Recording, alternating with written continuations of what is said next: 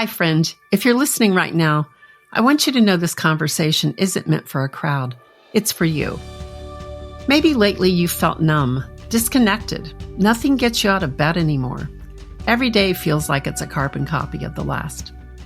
Maybe a quiet voice inside of you whispers, it's too late to live a life that seems like so much more. And if that's where you are, I see you.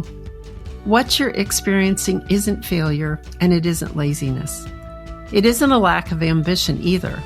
You're in the middle of likely something much deeper.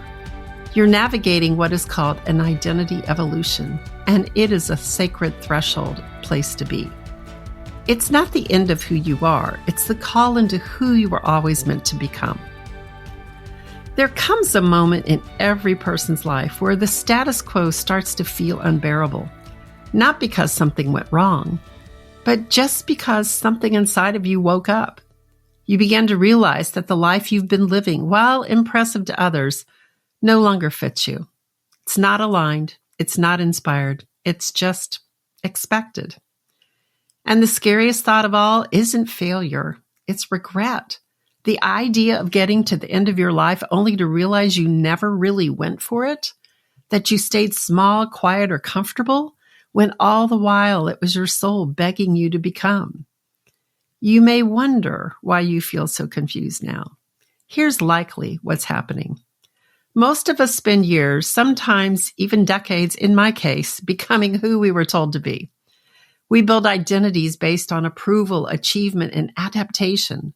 We become experts at telling the world the right story, and we tell ourselves just enough of a version of it to get by. But deep down, there's a story that's never been told, and it's the one buried inside of your soul. And when that story starts to rise, everything else feels like noise.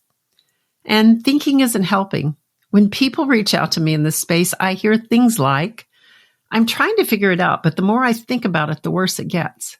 Or, I keep researching, planning, mapping everything out, but I still feel stuck. And then there's the, I just want clarity. I need to know before I make a move. And trust me, I get it. I have been there. Really, I feel this so deeply. Especially for those of us who are thinkers, strategists, fixers. We believe if we can just understand the problem, we can solve it. But here's the hard truth. Sometimes the mind is the noise, not the map. We've been conditioned to believe the mind will keep us safe, that logic will protect us from pain, that overthinking is a form of control. But all of that thinking, we have a tendency for over-identification with our minds that often pulls us away from one place that holds the truth. You have to come home to your whole self, your mind, your heart, and especially your body. Are you feeling foggy? That in itself is a message. If your brain feels like mush right now, if you're tired of all the noise in your world, you're not broken. You're likely questioning what you've always known to be true that may not be working anymore. Those best practices and standards you follow, the frameworks that feel like they've become obsolete, the narratives of this is the way we do it here that no longer fit. What's happening is this disconnect that you feel is likely purging what never really belonged to you in the first place. I want you to think back to the last time you were in a group setting, a conference, a Zoom room, even a meeting at work. Do you ever leave those spaces feeling drained, like you can't hear yourself think? That's not just introversion, that's energetic overload. You have taken on ideas, emotions, and even identities that aren't yours. And it's why right now your mind might feel heavy or unclear. This is the mental purging that happens when you've outgrown a version of yourself.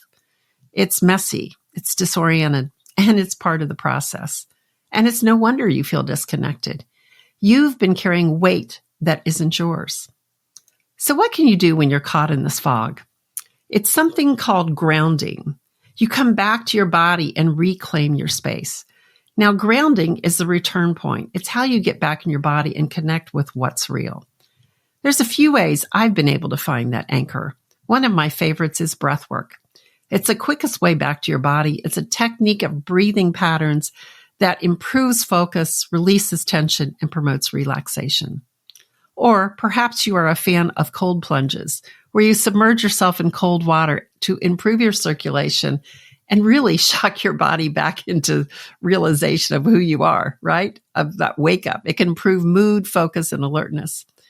It's a wake up call to that nervous system. And some people like those, but those just aren't for me.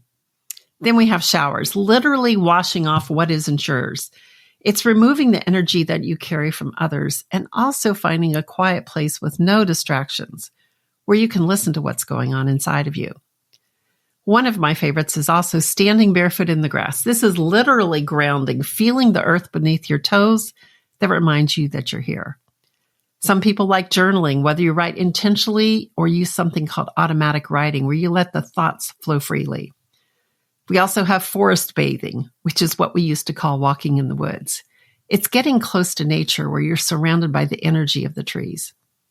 For my podcast producer, Finn, even though he's on the other side of the world and we've never met in person, I have a really good idea as I watch the images on his Instagram stories. I know one of the things that probably grounds him is skiing. I can imagine the sound of the snow beneath his skis, the stillness, the speed, the solitude. That's likely where he meets himself again. And I would imagine you have a place like that too, or you will once you start looking for it. Now, I want to speak to your emotions. They're not your enemy. They're messages, and they're trying to tell you something. Maybe it's that you need to feel seen or respected or safe or simply heard. Maybe you're longing for intimacy, for belonging, for security. And it's not because you're needy, but because you're human. And when your needs are named, they can be met. And when your needs are met, it gives you permission to start to feel again. Feelings like empowered, open-hearted, joyful, or fully alive. And this is what happens when your evolution begins. You remember that you were made for more.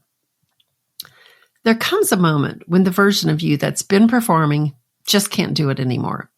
You keep checking the boxes. You can't keep quieting that own voice to make your others comfortable. You can't keep saying someday to the parts of you that are ready now. So here's something that I fully believe with every fiber of my being. When you feel the need to be more, it means you're ready to move beyond the world you've outgrown. And look, I know that's scary. It's like standing at the edge of the cliff with no idea what's on the other side. But that fear, it's a compass. And what waits on the other side isn't a new identity. It's your true self that is finally allowed to breathe. So, friend, if you're standing on the edge of what used to make sense and nothing feels clear anymore, that's a good thing. That's how it all begins. And you don't have to figure this all out today. But I want to remind you, you are not lost. You are becoming. And if everything feels confusing right now, it's not a sign you're off track.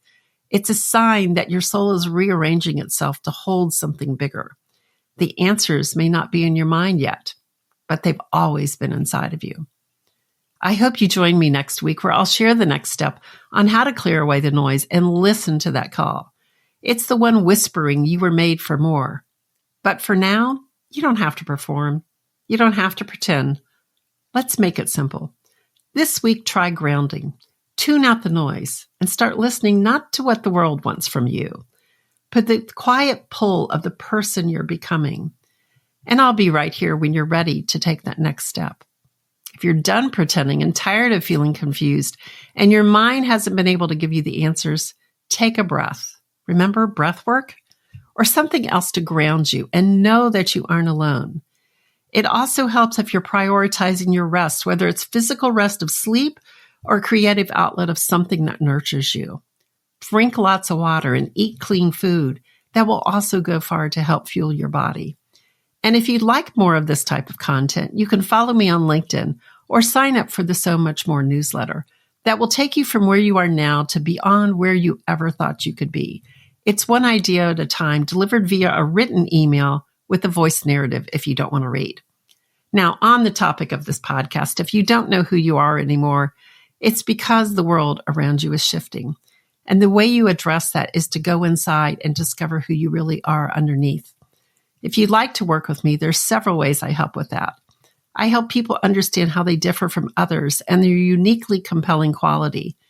I offer VIP one-on-one mentorships and advisory sessions in launching your business if you're ever thinking of leaving your company or already have. I help people create their message based on their energetic alignment in their bodies via human design analysis sessions. And a new offer coming in a few weeks if you're someone who enjoys growing together in a community of others. So until next week, go chase your passion. It will reveal your purpose. And when you discover who you authentically are, is when you have found your legendary self. We'll see you here next week.